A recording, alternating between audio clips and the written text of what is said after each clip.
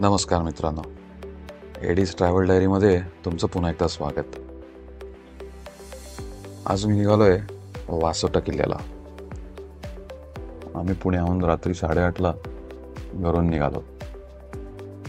साधारण 3.5 तासाच्या ट्रॅव्हलनंतर आम्ही तेटली गावामध्ये सातारा जिल्ह्यात जिथनं बोट राईड्स वासोट्याकरता निघते तिथे जाऊन विसावा घेतला.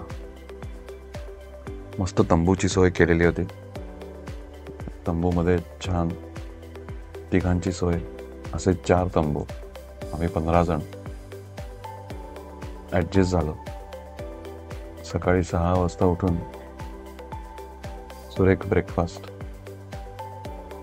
करून बोटीकडे रवाना झालो.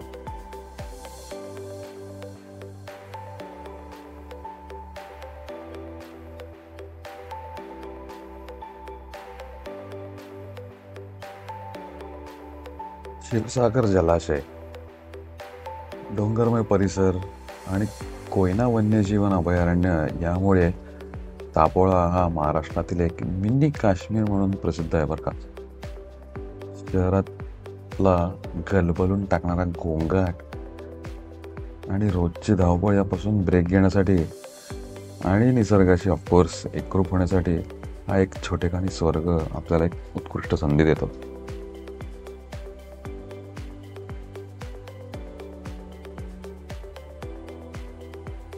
तापोळ्याला महाराष्ट्राचं मिनी काश्मीर असं इथल्या निसर्ग सौंदर्यामुळे म्हणतात.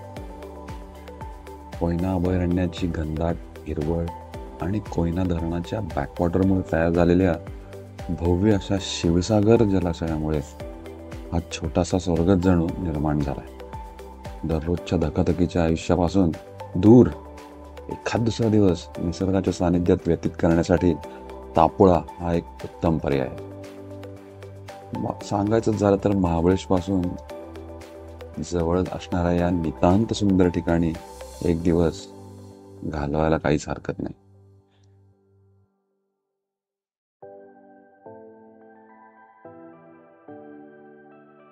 शिवसागर पॉइंट, महाबळेश्वर ते तापोळा या मार्गाचं एक वैशिष्ट्य म्हणजे शिवसागर पॉइंट.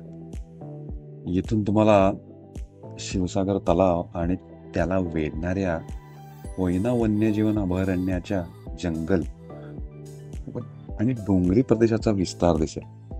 कोयना धरणाच्या बॅकवॉटरमुळे हा तलाव निर्माण झालाय. या ठिकाणाहून दृश्य सर्व ऋतूत अगदी वर्षभर अत्यंत सुंदर असतं. तथापि संध्याकाळी संधी प्रकाशाची जी सर्वोत्तम वेळ आहे त्यात सूर्य टेकड्यांच्या मागे लुप्त होत असताना आकाशाला विविध रंगाच्या छटेत नटवून जातो.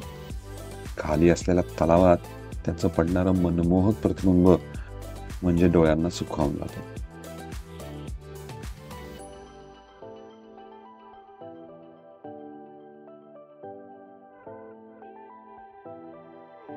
याच तापोळ्याला आल्यावर हमखास घेतला पाहिजे असा अनुभव म्हणजे बोटिंगचा. इथे अनेक बोट चालक आहेत जे आपल्याला जवळपासच्या ठिकाणांना भेट देण्यास घेऊन जातात. त्यातल्या त्यात प्रमुख ठिकाणांची काही नावं मी सांगतो. एक सुंदर दत्त मंदिर आहे, ते तलावाच्या तीरावर आहे आणि हे मंदिर भगवान दत्तांना समर्पित आहे. मंदिराचं क्षेत्र खूप निसर्गरम्य आणि सुंदर आहे. अजून एक म्हणजे त्रिवेणी संगम. नावाप्रमाणे कोयना, सोळशी आणि कांदाटी या 3 नद्या या सगळ्यांचा इथे संगम आहे. आणि तिथे काही बेट आहेत. धरणाच्या बॅकवॉटरमुळे पूर्वीच्या डोंगरांना छोट्या बेटांचं स्वरूप आले. जवळपासच्या काही निवडक बेटांवर भेट देण्यासाठी आपण या बोटी भाड्याने घेऊ शकतो. बेटांवर गेल्यावर तिथे कोणत्या अशा ॲक्टिव्हिटीज उपलब्ध नाही आहेत, पण प्रवास आणि जवळपासचे निसर्ग सौंदर्य नक्कीच अनुभवण्यासारखं आहे. आता थोडंसं वासोटा किल्ल्याबद्दल. तापोळा इथलं प्रमुख आकर्षणापैकी एक म्हणजे वासोटा किल्ला. दुसरा नागेश्वर गुहा, ज्यात भगवान शिवांचं मंदिर आहे.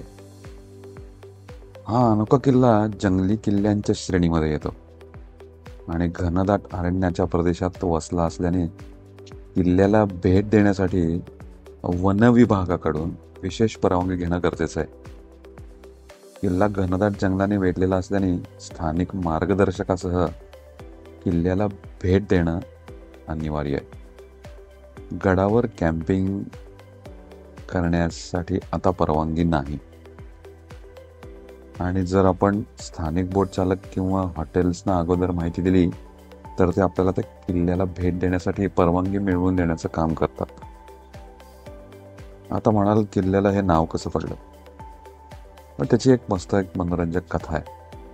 त्या कथेनुसार प्राचीन ऋषी अगस्ती विंध्य पर्वत ओलांडून जेव्हा सह्याद्रीत आले तेव्हा त्यांनी या डोंगरावर वास्तव्य करण्याचा विचार घेतला आणि आपल्या गुरु ऋषी वसिष्ठ यांच्या स्मृतिप्रित्यर्थ डोंगराचं नामकरण केलं. काळाच्या ओघात वसिष्ठ हे नाव बदलून वासोटा झालं असेल.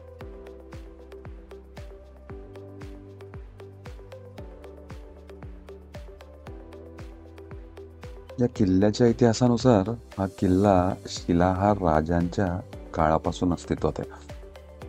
1660 मध्ये हा किल्ला मराठा राजवटीखाली आला आणि 1706 मध्ये हा किल्ला ताई तेलीन ज्या तत्कालीन आघाडीच्या मराठी राजांपैकी पंतप्रतिनिधी यांच्या घराण्यातल्या होत्या त्यांच्या आधिपत्याखाली गेला. मग पेशव्यांनी हा किल्ला परत जिंकण्याचा प्रयत्न केला, पण ताई तेलिणीने तिचं शौर्य आणि चिकाटीने संघर्ष चालू ठेवला. 1730 मध्ये पेशव्यांनी हा गड पुन्हा जिंकला आणि 1818 मध्ये मराठा साम्राज्याचा अस्त झाल्यानंतर किल्ला इंग्रजांच्या ताब्यात गेला.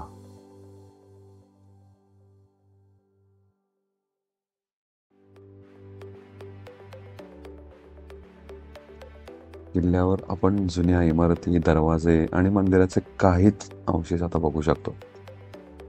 किल्ल्यावरून तापोळा, कोयना अभयारण्य, जवळपासचा डोंगर जसे की रसाळगड, सुमारगड, महिपतगड यांचं विस्तृत दृश्य बघू शकतो.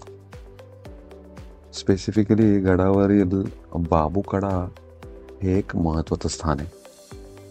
हा उंच कडा तुम्हाला डेफिनेटली हरिश्चंद्रगडाच्या कोकणकड्याची आठवण करून देईल.